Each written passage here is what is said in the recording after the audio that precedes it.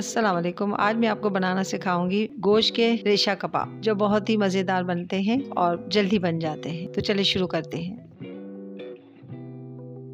कबाब के लिए हमें ये चीज़ें चाहिए होंगी। आधा किलो गोश्त लिया है मैंने, जो 4 टुकड़ों में काट लिया है। सबसे पहले कुकर में हम 2 चम्मच तेल डालेंगे, फिर गोश्त डाल देंगे, 2 चम्मच अदरक लहसुन का पेस्ट डालेंगे, फिर इसमें कुछ खड़े मसाले डालेंगे, जिनमें 2 इलायची, थोड़ी सी काली मिर्च, 2 लौंग और थोड़ी सी दालचीनी, फिर 6-7 हरी मिर्च डालेंगे, फिर 5 गोल लाल मिर्च डालेंगे, 1 चम्मच नमक डालेंगे, आप अपने टेस्ट के हिसाब से भी डाल सकते हैं। इसमें 2 चम्मच पानी डालेंगे ताकि ये चिपके नहीं। फिर इसको थोड़ा मिक्स कर लेंगे।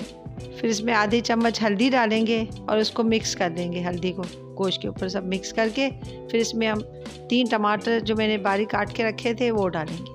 फिर इसको मिक्स करके 2 गिलास पानी डालकर फिर इसको 20-30 मिनट के लिए पकने के लिए रख देंगे, जब तक गोश्त ना गल जाए।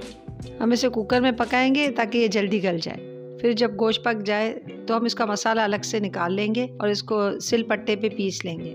सिलपट्टे पे पीसने से इसका टेस्ट अच्छा होता है, मशीन से नहीं।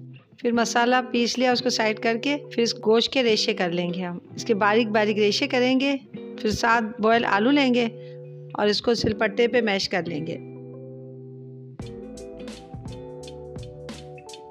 गोश्त के रेशे करके जो मैंने रखे थे उसमें आलू मैश किए हैं वो डाल देंगे।